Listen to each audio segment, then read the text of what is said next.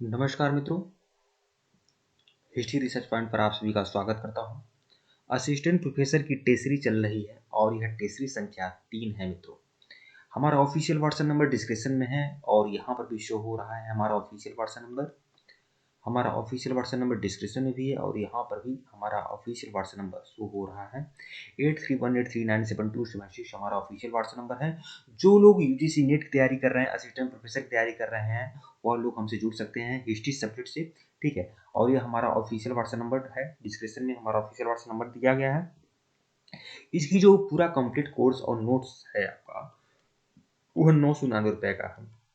999 रुपये में 2000 MCQ की टेस्ट सीरीज की पीडीएफ मिलेगी।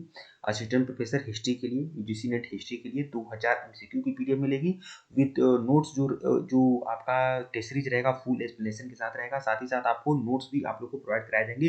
पीपीटी नोट्स भी मिलेगा, पीडीएफ नोट्स मिलेगा, हैंड रिटन नोट्स भी आप लोग को प्रोवाइड कराए जाएंगे। तो जो भी लोग, और साथ ही साथ मैं आप लोग को बता दूं, हिस्ट्री के लिए हिस्टोग्राफी जो हर परीक्षा में पूछा जाता है, बार बार पूछा जाता है, तो हिस्टोग्राफी का भी पूरा का पूरा मटेरियल आप लोग को मिलेगा। तो जो भी लोग हमारी सीरीज को ज्वाइन करना चाहते हैं, ज्वाइन कर सकते हैं।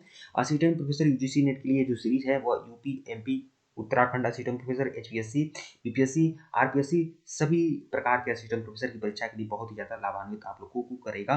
तो हमारे ऑफिशियल व्हाट्सएप नंबर पर मैसेज करके आप लोग जुड़ सकते हैं और हमारा ऑफिशियल व्हाट्सएप नंबर डिस्क्रिप्शन में भी है, यहाँ पर भी शो हो रहा है। 999 इसकी कोर्स की फीस रखी गई है। आइए टेसरी संख्या 3 आप लोग को मैं दिखाता हूँ। शुरुआत करते हैं और बहुत ही बढ़िया मजेदार सीरीज चल रही है। सभी प्रश्न बहुत ही ज्यादा इंपॉर्टेंट है। प्रश्न संख्या 21 देखिएगा। जेएनयू के पहले तीर्थकर कौन थे? जेएनयू के पहले तीर्थकर कौन थे? अरिष्टनेमी, पार्श्वनाथ, अजीतनाथ या ऋषभदेव? तो जेएनयू के जो पहले तीर्थकर थे वह थे ऋषभदेव। तो विकल्प डी जो है वह आपका सही है।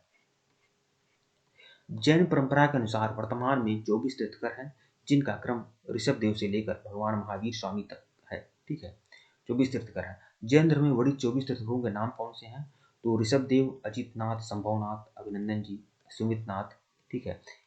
पद्म प्रभु, सुपार्श्वनाथ और चंद्र प्रभु, सुविधिनाथ, शीतलनाथ, श्रेयांशनाथ, वासुदेव, ये सब लोगों के नाम आप लोग ध्यान रखिएगा। लेकिन मैं आप लोग बताना चाहता हूँ कि इसमें जैन धर्म के जो 24 तीर्थकर हैं, इसमें आप लोग शुरुआत के 3 तीर्थकर और अंतिम 3 तीर्थकर के नाम बिल्कुल ध्यान रखिएगा। देखिए, शुरुआत के 3 तीर्थकर जो है ऋषभदेव, अजीतनाथ और शंभवनाथ, कम से कम इन लोगों का क्रम आप लोग जरूर ध्यान रखिएगा। और अंतिम जो तीन तीन तीर्थकर हैं उनका ध्यान रखिएगा। या 22वें तीर्थकर हैं, या पार्श्वनाथ 23वें तीर्थकर हैं और भगवान महावीर स्वामी 24वें तीर्थकर हैं। तो शुरुआत के 3 और अंतिम तीन तीर्थकों के नाम आप लोग को जरूर ध्यान में रखना है, ठीक है। और जो आपके 19वें तीर्थकर हैं आपके मल्लीनाथ, मल्लीनाथ को स्त्री माना जाता है। श्वेतांबर परंपरा के लोग मानते हैं कि यह महिला तीर्थकर हैं, जबकि दिगंबर परंपरा के लोग मानते हैं कि यह पुरुष तीर्थकर है। तो यह भी थोड़ा बहुत है इसमें, ठीक है। आगे तीर्थकों के बारे में बहुत सारी जानकारी मिलेंगी, तो वह टीसरी के माध्यम से क्लियर हो जाएंगी। प्रश्न संख्या 22 देखिए, 22 देखिएगा। सांची किस कला व मूर्तिकला का निरूपण करता है? ठीक है। तो सांची जो है किस कला या मूर्तिकला का निरूपण करता है? जैन, बौद्ध, मुस्लिम या ईसाई? तो सांची जो है किस कला और मूर्तिकला का निरूपण करता है? तो सांची जो है आपकी बौद्ध कला का निरूपण करता है। विकल्प बी जो है वह आपका सही है। मेगस्थनीज की पुस्तक का नाम क्या है? मेगस्थनीज की पुस्तक का नाम क्या है? अर्थशास्त्र है, ऋग्वेद है, पुराण है या फिर इंडिका है? तो मेगस्थनीज की पुस्तक का नाम है इंडिका। इंडिका, विकल्प डी जो है वह आपका सही है। इसका एक्सप्लेनेशन देखिएगा। तो मेगस्थनीज की पुस्तक का नाम है इंडिका, ठीक है। मेगस्थनीज जो था एक ग्रीक लेखक था, मतलब यूनानी लेखक था मेगस्थनीज, जो मौर्य काल में आया था, चंद्रगुप्त मौर्य के दरबार में आया था, ठीक है। तो मौर्यकालीन भारत का लेख है इंडिका। यह मूल रूप से प्राप्त नहीं है, मतलब इंडिका जो है वह मूल रूप से प्राप्त नहीं है, लेकिन इंडिका में जो लिखे हुए अवशेष हैं, इंडिका में जो भी कुछ लिखा है वह भिन्न भिन्न पुस्तकों में वह ऐसा वर्णन मिलता है, ठीक है। तो परंतु इसके कुछ भाग परवर्ती लेखकों के ग्रंथों से प्राप्त होते हैं, देखिए, ठीक है। जिन इनमें डियोडोरस, शुक्लस, स्ट्रेबो, प्लिनी या एरियन, प्लूटार्क जैसे के नाम उल्लेखनीय है। मतलब इंडिका के ग्रंथों को वह किन किन पुस्तकों में मिलाया गया है, किन किन ग्रंथों में मिला है, तो इन सभी ग्रंथों में, इन सभी जो लेखक हैं, इतिहासकार हैं, इनके ग्रंथों में इंडिका के अवशेष पाए गए हैं। और इंडिका किसकी पुस्तक है? तो यह मेगस्थनीज की पुस्तक है। मेगस्थनीज सेल्यूकस निकेटर का राजदूत था, जो चंद्रगुप्त मौर्य के दरबार में आया हुआ था। प्रश्न 24 देखिएगा। बराबर की गुफाओं का उपयोग किसके आश्रय गृह के रूप में किया गया है। तो देखिए यहाँ से कई सारे प्रश्न बन सकते हैं कि बराबर की जो गुफा है वो बिहार जिले में, गया जिले में है। बिहार राज्य में गया जिले में बराबर की गुफाएं हैं और यह आश्रय गृह है।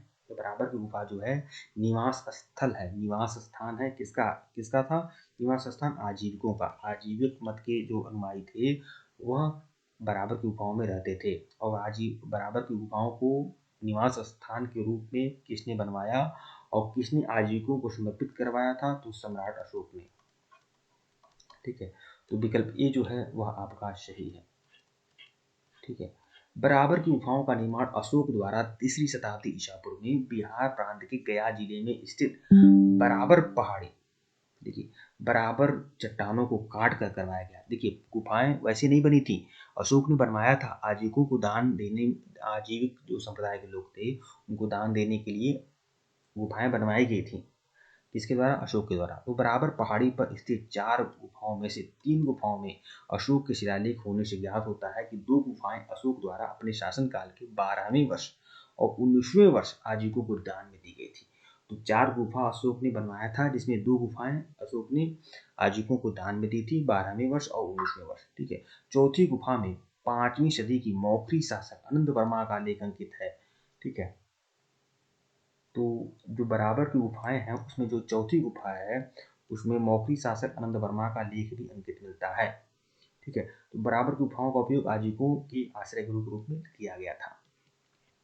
प्रश्न 25 देखिएगा, निम्नलिखित में से कौन सा राजा प्राय जनता के संपर्क में रहता था? तो कौन सा राजा जनता के संपर्क में रहता था? कौन सा राजा जनप्रिय था, कल्याणकारी सोच वाला व्यक्ति था? तो कौन सा राजा प्राय जनता के संपर्क में रहता था? चंद्रगुप्त मौर्य, अशोक, चंद्रगुप्त विक्रमादित्य या बिंदुसार? तो जनता के संपर्क में रहने वाला जो राजा था वह सम्राट अशोक था। विकल्प बी जो है वह आपका सही है।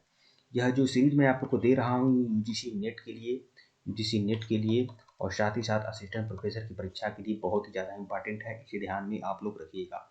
प्रश्न 26 देखिएगा, अर्थशास्त्र में उल्लिखित सप्तांग में शामिल है। अर्थात अर्थशास्त्र में उल्लिखित सप्तांग में कौन सा शामिल है?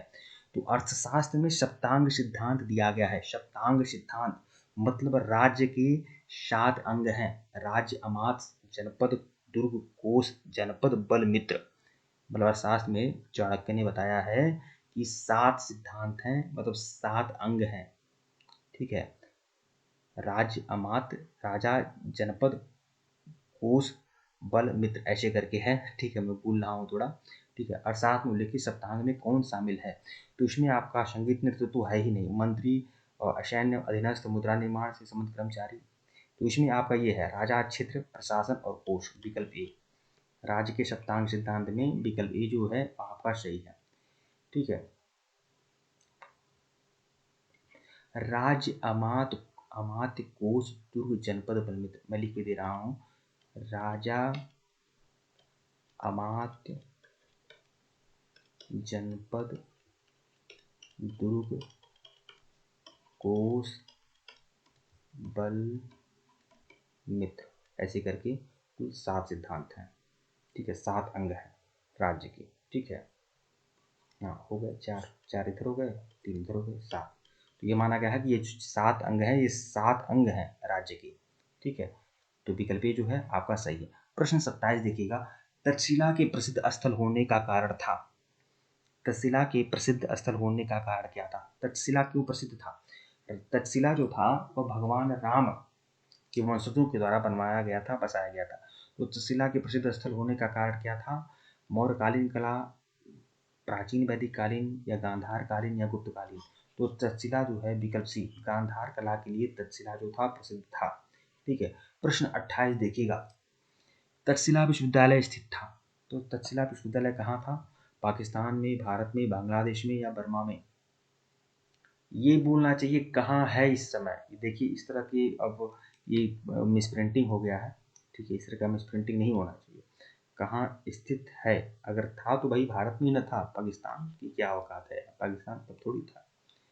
ठीक है, पाकिस्तान की कोई औकात नहीं है। पाकिस्तान, हम लोग इतिहास के विद्यार्थी हैं, इतिहास के शिक्षक हैं, तो हम समझ सकते हैं कि पाकिस्तान अगर 60 या 70 साल में कोई देश अगर उदित होता हो तो ऐसा नहीं कहा जा सकता कि हमेशा रहेगा ये। ठीक है, राजनीतिक एकता 200, 250, 300 वर्षों पे आती रही है, ठीक है, तो कोई बहुत बड़ी चीज़ नहीं है। तो तहसीला विश्वविद्यालय स्थित कहाँ है?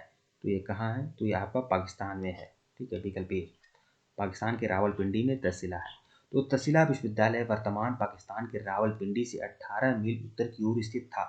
जिस नगर में यह विश्वविद्यालय था उसके बारे में कहा गया है कि यह श्री रामचंद्र के भाई भरत के पुत्र तक्ष ने इस नगर की स्थापना की थी, ठीक है। प्रश्न 29 देखिएगा, कथन और कारण। कथन जो है, कुषाण फारस की खाड़ी, कुषाण फारस की खाड़ी और लाल सागर से होकर व्यापार करते थे। कुषाण वंश के जो लोग थे या कुषाण जो थे, कुषाण जाति के जो लोग थे, वो फारस की खाड़ी और लाल सागर से होकर व्यापार करते थे, ठीक है। कारण क्या था? उनकी सुसंगठित नौसेना उच्च कोटि की थी, ठीक है। तो कथन और कारण तो आपका सही है, लेकिन कारण नहीं सही है, ठीक है, कारण सही नहीं है। सुसंगठित नौसेना उच्च कोटि की नहीं थी, केवल चोल जो थे उनकी जो सेना थी वह नौसैनिक सेना जो थी वह उच्च कोटि की थी। बाकी कुषाणों का बहुत ज़्यादा जो कुषाणों का जो राज्य था ना वो समुद्र को नहीं छूता था, तो नौसेना कोई बहुत जरूरी नहीं था कुषाणों के लिए। तो कुषाण फारसी खाड़ी और लाल सागर से होकर व्यापार करते थे, ये आपका सही है। तो विकल्प ए जो है आपका सही है, सी, ठीक है। कुषाण फारस की खाड़ी और लाल सागर से होकर व्यापार किया करते थे। आज भी जो पश्चिमी यूरोप से व्यापार होता है वह लाल सागर और फारस की खाड़ी के रास्ते होता है, ठीक है। प्रश्न 30 देखिएगा, इस सीरीज का सबसे आखिरी प्रश्न, कलिंग नरेश खारवेल किस वंश से थे? बहुत ही ज्यादा इंपॉर्टेंट टिपिकल प्रश्न है। तो कलिंग नरेश खारवेल जो थे किस वंश के थे? चेदी वंश के, कदम्ब वंश के, हर्यंक वंश के या कलिंग वंश के? तो कलिंग नरेश खारवेल जो थे वो किस वंश के थे? तो चेदी वंश के थे, चेदी वंश के थे। विकल्प ए जो है आपका सही है। खारवेल जो थे वह कलिंग में राज करने वाले महामेघवाहन वंश का तृतीय और सबसे महान प्रख्यात सम्राट था। वह खारवेल किस वंश के थे? महामेघवाहन वंश के तृतीय और सबसे महान प्रख्यात सम्राट थे कलिंग नरेश खारवेल।